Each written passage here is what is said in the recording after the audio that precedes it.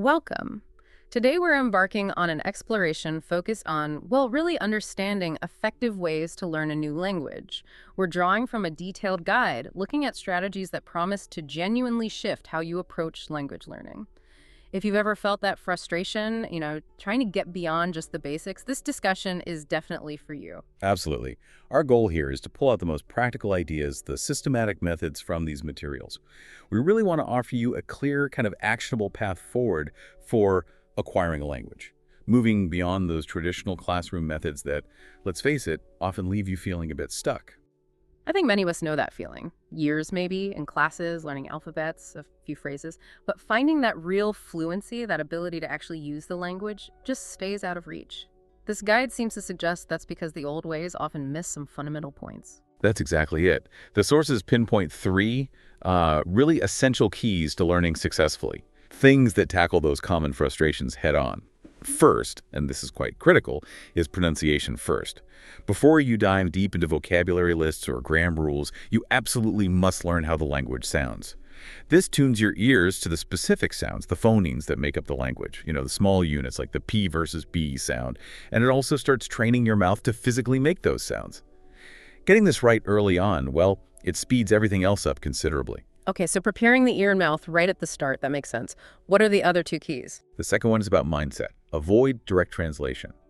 The aim, really, is to get you thinking in the new language, not constantly mentally translating back and forth from your native tongue. That's a big shift for many people. And the third key is technology-assisted. Use spaced repetition systems, or SRSs. Think of them like smart flashcards. They manage your review schedule based on how well you remember things, ensure you review information just as you're about to forget it. Incredibly efficient for memorization. Right, those 3 points, pronunciation, no translation, SRS, seem like a solid base. But fluency itself, it often feels like this huge, maybe even unattainable goal. How do these materials define it? Is it about perfection? That's a really important question. Fluency, as described here, is much more personal. It's not about knowing every single word or having flawless grammar. It's more about reaching a point where you can express your thoughts without constant struggle, without that feeling of always searching for words. So whether your goal is just casual chats, or maybe discussing technical topics, or even giving presentations, your specific goal defines what fluency means for you. And another crucial part of this approach, it should be enjoyable. Learning needs to be engaging, moving away from, just tedious drills. And to make it engaging, having the right resources must be pretty important. What kind of tools does the guide suggest are most helpful? It definitely advocates for a mix of resources. On the traditional side, a good grammar book is key, one that provides clear explanations and, crucially, translated example sentences.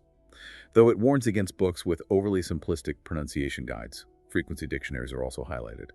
These list words by how often they're used, which is incredibly useful for prioritizing. If your language has one, it's a big help. Pronunciation guides, ideal with audio and diagrams showing mouth positions, are vital for those new sounds. And then later on, thematic vocabulary books let you specialize. Beyond books, the internet is just a goldmine. Free grammar guides, pronunciation resources, and tools like Google Images for visual context. And importantly, language exchange communities, places like Lang8, italki, Verbaling for real practice. Okay, let's circle back to memory. That feeling of words just slipping away, I think that's a huge hurdle for many learners. This guide seems to approach memory differently, almost like trying to directly upload information. How does it suggest we tackle forgetting? Yes, it frames it around 5 core principles designed to essentially stop forgetting. Principle 1 is make memories more memorable. So your brain is constantly filtering information. It decides what's important and what's not. Foreign words. They often get tagged as not important, so to make them stick, you need to process them more deeply. There are layers to this. First, there's the structure, just noticing how a word looks. Then, the sound learning its correct pronunciation. Deeper still is connecting it to concepts, the actual meaning, even abstract ideas. But the most powerful level, that's personal connection. Linking a new word to your own life, your own experiences, like connecting gato, the Spanish word for cat, to a specific memory of your childhood cat. That makes it incredibly hard to forget. That personal link makes a lot of sense. But what about words that don't easily connect to a personal memory? Abstract concepts, maybe. How do we make those stick? A very fair point. And that leads nicely into the second principle. Maximize laziness. Which sounds counterintuitive, but it really means learning efficiently. You might know about Ebbinghaus's forgetting curve, how we forget things rapidly at first, but a trace remains. The key insight here isn't just reviewing, it's active recall, actually testing yourself. Pulling the information out of your brain is far more effective for long-term memory than just passively rereading it. Studies show that even short bursts of testing significantly outperform longer periods of just looking over material. This active recall engages important parts of your brain: the hippocampus, which helps consolidate memories, and the amygdala, which adds emotional weight, making memories stronger. So it's the effort of recalling, not just seeing the information again. That's the crucial bit. And if active recall is so important, when should we do it? Is there an optimal time or just constantly test ourselves? That's precisely where the next related ideas fit in concepts, essentially captured by don't review, recall, and wait, don't tell me. The most potent time for recall is right when you're on the verge of forgetting something. That slight struggle, the tip of the tongue feeling. When you successfully retrieve a word that took some effort, that memory becomes much, much stronger for the future. Yeah. You actually learn more from recalling things you almost forgot. It makes the learning process challenging, yes, but also much more effective. Okay, effortful recall at the edge of forgetting. Got it. And the last principle, rewrite the past. That sounds intriguing. How does rewriting the past help memory? This fifth principle, rewrite the past, is about understanding that recalling a memory isn't like playing a recording. It's more like reopening a file and saving it again. Each time you recall something, you subtly update it, weaving in new connections from your present experience. This process actually strengthens the memory over time. And this is where immediate feedback becomes so powerful. Say you're using flashcards, you struggle with a word, then you see the answer. That feedback helps you either retrieve the faded memory or correct and reinforce the existing one. It makes your practice sessions incredibly productive for building lasting memories. That makes sense. The act of remembering changes the memory itself. So how do we realistically apply all these memory principles? It sounds complex to manage manually. That's where technology like spaced repetition systems, SRSs, comes in. They automate these principles beautifully. An SRS creates a personalized study schedule for you. It tracks how well you know each item and shows it to you again precisely when the system calculates you're likely about to forget it. Maximum efficiency. The guide mentions tools like Anki, which is a popular free software, but also simpler systems like the physical Lightner box for paper flashcards. But here's a really vital point the sources emphasize: the power of creation. Making your own flashcards is significantly more effective than using pre-made ones. When you choose your own images, make your own personal connections, write the words yourself, you're actively participating in rewiring your brain. It's not just a generic dog, it's your dog linked to that word. That creative act is key. Okay, so we've tackled memory. Now let's shift focus to the sounds themselves. Getting pronunciation right seems crucial, but also quite daunting. What are the main hurdles here? Absolutely vital and, yes, challenging. The sources break it down into three main areas. First, there's something called the broken word phenomenon. This happens when you learn a word from reading only and you kind of invent your own incorrect pronunciation in your head. Then when you hear the word spoken correctly, you might not even recognize it because it doesn't match the broken version in your mind. This gap hinders understanding and speaking. The broken word. I can definitely relate to that. Yeah. It makes you wonder how many words you might be mentally mispronouncing. How do we fix our ears if we might not even realize they need fixing? A very pertinent question. And that leads directly to the need for ear training. It's about consciously rewiring your brain's auditory processing. Think about babies. They start out able to distinguish all sounds in all languages. But around 6 to 12 months, their brains specialize, filtering out sounds not present in their native language. So for instance, many adult Japanese speakers genuinely can't hear the difference between English R and L sounds, a distinction they could make as infants. But research, like studies from Stanford and Carnegie Mellon, shows adults can regain this ability. The key is targeted practice using minimal pairs. These are words that differ by just one sound, like rock versus lock. By repeatedly listening and identifying these pairs with immediate feedback, you train your brain to notice those subtle foreign sound differences again. This sharpens your listening immensely. Okay, so targeted listening practice can retrain our ears. Once we can hear the difference, how do we get our mouths to actually produce those sounds correctly? That's the domain of mouth training, focusing on achieving an accurate accent. And the guide stresses this isn't just vanity. A reasonably accurate accent helps build rapport and connection. More importantly, it prevents you from embedding bad pronunciation habits early on, which become really hard to fix later. A key tool mentioned here is the International Phonetic Alphabet, or IPA. You can think of the IPA as a detailed map for your mouth. It tells you exactly where your tongue should be, how your lips should be shaped, how air flows for any sound in any language. It demystifies new sounds. Another practical technique is back-chaining. This is great for long or tricky words. You practice it backwards, piece by piece. So for a complex German word, you'd master the last syllable, then the last two, then the last three, and so on. Kind of tricks your tongue into making the new sequence of movements smoothly. IPA and backchaining, interesting technique. So I've got ear training, mouth training. What about connecting the written word to these sounds? That third piece is eye training. It's about forging a strong link between how a language is written and how it's pronounced. While kids often pick this up implicitly, adults usually benefit from explicitly learning the spelling to sound rules, and there are great tools for this. Forvo.com lets you hear native speakers pronounce individual words. Rhinospike.com gets you recordings of whole sentences, plus countless online guides and videos. Using these resources helps you build accurate sound spelling connections from the outset, minimizing those broken words we talked about. All right, so with memory strategies in place and a plan for tackling sounds, we get to the core. Building vocabulary and understanding grammar to actually form sentences. How do we make these elements stick effectively? For vocabulary, the guide really pushes beyond just learning translations and talks about a word having a whole symphony of connections. It's grammar, sound, spelling, core meaning, related words. Simple translation strips away all that richness, that music. The goal is to build those rich connections directly in the new language. A very practical starting point is using frequency lists. Focus on the most common words. First, the guide suggests a core list of about 625 concrete words. These give you the most bang for your buck because you encounter them constantly. That idea of a word symphony is intriguing. How do we actually find that music, though? How do we build that direct connection, especially at the beginning, without relying on translation? One really clever tool suggested is Google Images. Used in a specific way, it becomes like a visual dictionary or storybook. You search for the word in the target language, maybe using the basic version, to see captions easily. This gives you multiple visual examples and context. It creates these little moments of discovery. For instance, searching for the Russian word devushka, meaning girl, might show images hinting at cultural associations or specific context for that word. These visuals, sometimes culturally nuanced discoveries, create strong, memorable links that bypass simple translation. Using images to get context and nuance, that's a great tip.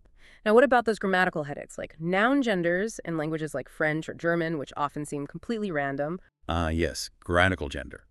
The guide acknowledges how arbitrary it can seem. Mark Twain's famous complaints about German come to mind, where a turnip might be feminine, but a young woman neuter. To tackle this, it proposes a fun visual technique, the mnemonic imagery game. You assign a dramatic fate to each gender. For example, masculine nouns always explode violently in your imagination. Feminine nouns burst into flames. Neuter nouns shatter into tiny pieces like glass. By creating really vivid, maybe even absurd mental images, an exploding turnip, perhaps you create a strong, memorable hook for the grammatical gender. It's about making the abstract concrete and unforgettable. An exploding turnip. Yeah. Definitely memorable. Okay, so that helps with gender. But looking at grammar more broadly, verb conjugations, sentence structures, how do we internalize those rules without just rote memorization? The core idea for grammar is comprehensible input. The argument is that adults still have their innate language machine from childhood. We can absorb grammar naturally, like kids do, if we get enough input we can mostly understand.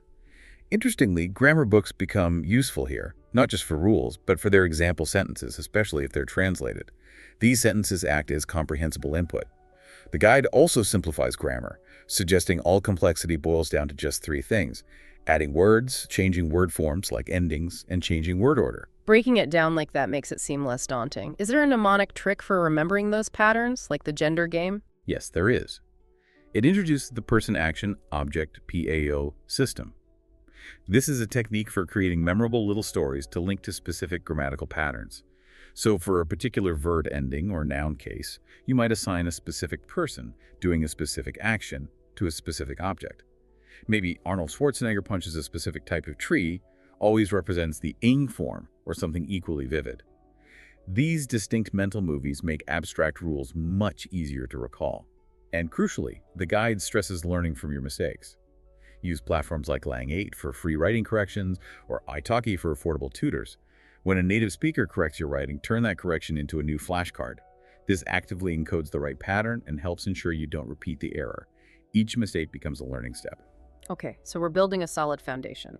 How do we then move beyond that core, make the language truly our own, and expand into more complex areas? That's about expanding your personal language universe. First step, customizing your vocabulary. Once you've got the high-frequency basics down, start targeting words relevant to your interests and needs. Maybe it's academic terms, travel phrases, business jargon, or vocabulary for your hobbies.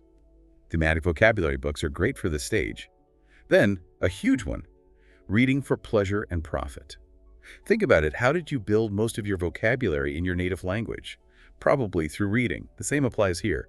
The guide suggests starting with things that are already familiar, maybe translations of books you love or books that were made into movies you've seen. A really effective technique is reading while listening to the audiobooks simultaneously.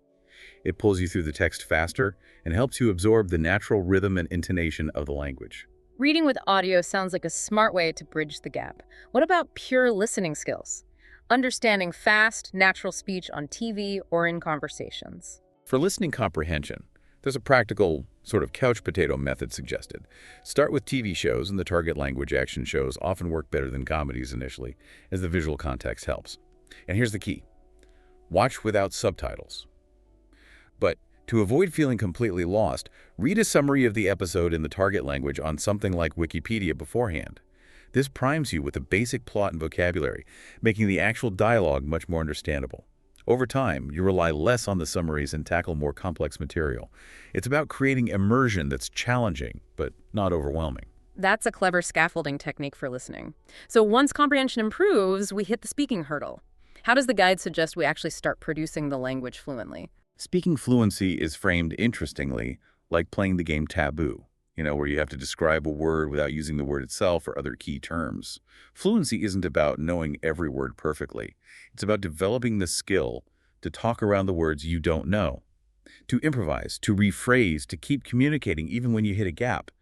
It's about persistence. To practice this, language exchange communities are invaluable. Sites like Verbling for quick, varied practice sessions, or maybe Live Mocha for longer chats, and italki again for finding tutors to have structured conversations with. These platforms give you a safe space to practice that improvisation, turning your stored knowledge into active, flowing speech with real people. And for those who have the opportunity for deeper immersion, what benefits do things like study abroad or intensive programs offer? Those offer something unique. Immersion programs, like the well-known ones at Millbury College, create an environment where you live and breathe the language 204/7 for weeks. It forces constant use and improvisation. And travel, of course, puts you right into the culture. It connects you with native speakers in authentic situations, provides incredible motivation, and adds that rich, personal context that makes the language truly come alive. It lets you experience the soul of the language. So looking beyond just the practical skill of communication, what are the deeper rewards of this whole process, according to the guide? This leads to the concluding idea of the bilingual effect. Learning another language is like a workout for your brain. Research consistently shows benefits like increased cognitive flexibility, better problem-solving skills, enhanced creativity, and even a significant delay in the onset of dementia and Alzheimer's, potentially by 5 years or more, with stronger effects for multilinguals. But perhaps the most profound benefit is personal. It opens doors to new cultures, new friendships, new ways of seeing the world. It can even reveal new facets of your own personality. The guide mentions an example of someone who felt like a different person when speaking French versus English. You're not just learning words, you're genuinely expanding who you are. Well, this exploration has certainly provided a very thorough toolkit. You now have a systematic approach covering memory, pronunciation, vocabulary, grammar, and practice. Absolutely. And for those who want even more detail, more specific resource recommendations, and a deeper dive into the research behind these techniques, we strongly suggest reading the full book that this discussion was based on. It really lays everything out step by step. And perhaps a final thought to leave you with. When you set out to learn a new language, remember, you're doing more than just acquiring a practical skill. You are, in a very real way, constructing a new mind, fostering a new you. It's a journey of personal transformation as much as linguistic learning.